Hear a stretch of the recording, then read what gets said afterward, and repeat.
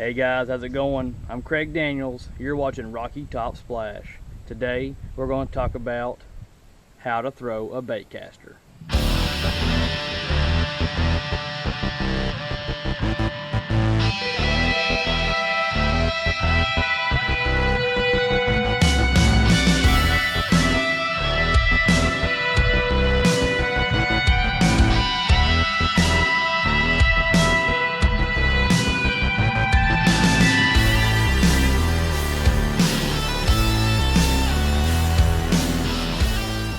Alright guys, so on this video I'm going to show you how to dial in your baitcaster. We see everybody throws baitcaster, so you must assume that you have to have a baitcaster for bass fishing. That is completely wrong. You do not need a baitcaster to bass fish. The benefits for having a baitcaster is you can make more casts, and a lot of times you can be more accurate, and sometimes the lower profile baitcasters are actually a lot easier to store. They take up less space. So if you think you need a baitcaster to be a successful bass fisherman, you do not. A baitcaster is only a step up from a spinning reel.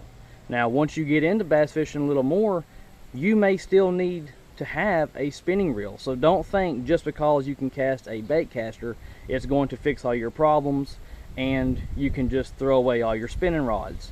A baitcaster is meant for like 10-pound test and a 1/4 ounce weighted lures. If you're going to be using something that's smaller than a 1/4 ounce or less line than 10 pounds, you're going to still need a smaller spinning reel. So as with any tool that you use, whether it be a hammer or a nail gun or whatever, the number one thing you need to understand about your tool is how it functions. How is it set up? How can I most efficiently use this tool that I have? Now, baitcasters today are a lot different than when baitcasters first came out. Now they have things called centrifugal brakes and tension knobs.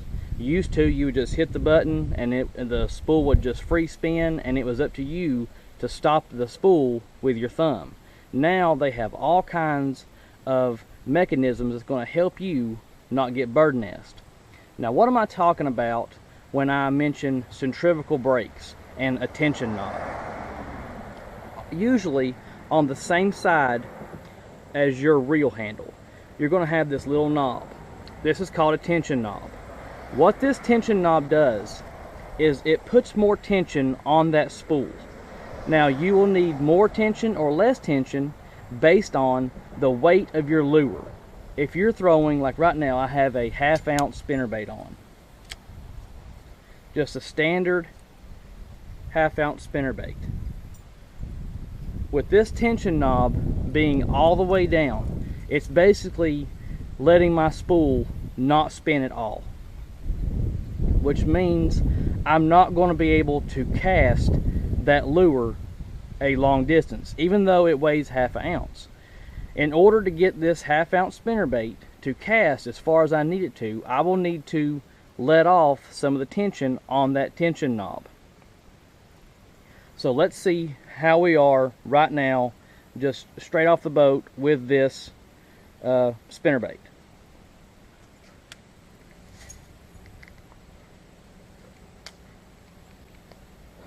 Even though it was basically tied down with the tension knob, I still had a pretty good decent cast.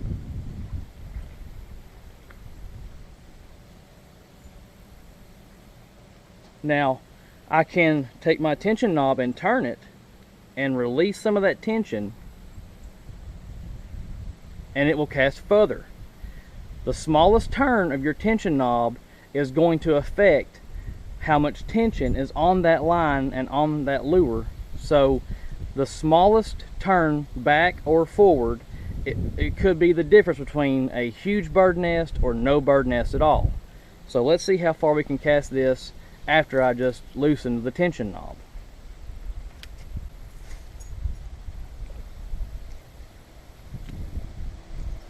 I went about 5 or 10 foot further. So just the slightest turn made that tension knob cast a lot further.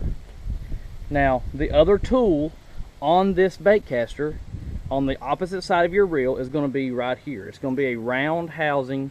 It's going to have a dial. Some reels will have numbers, some reels do not. Some reels will have just little markings.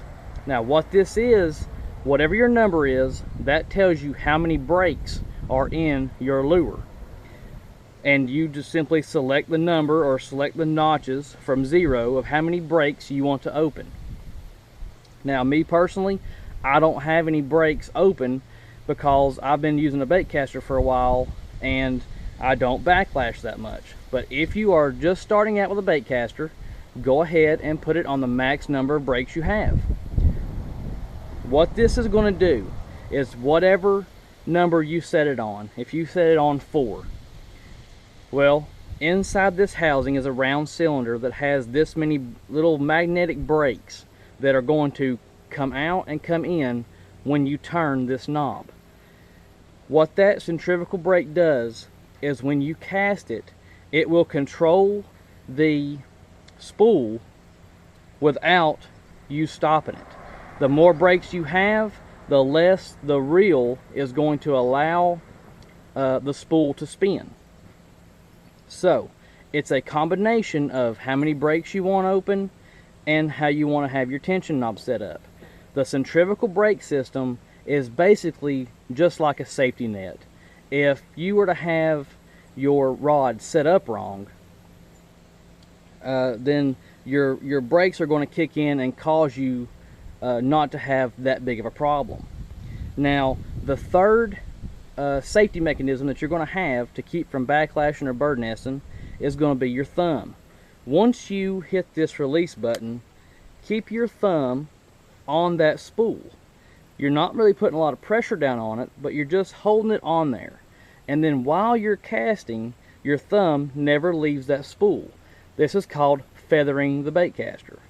Your thumb is just setting on that line. And you're going to want to watch your lure. As soon as your lure gets to the surface of that water, I want you to take your thumb and hit that, just hold that spool down.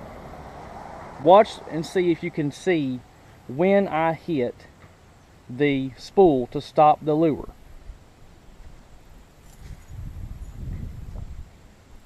If you think you have overcast it, or maybe not as accurate cast, just go ahead and push your thumb all the way down and stop that spool from spinning.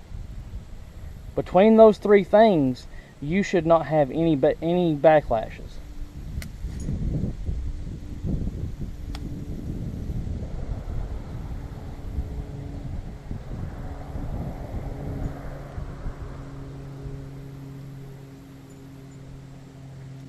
Now, how you're going to dial in your lure to your Baitcaster.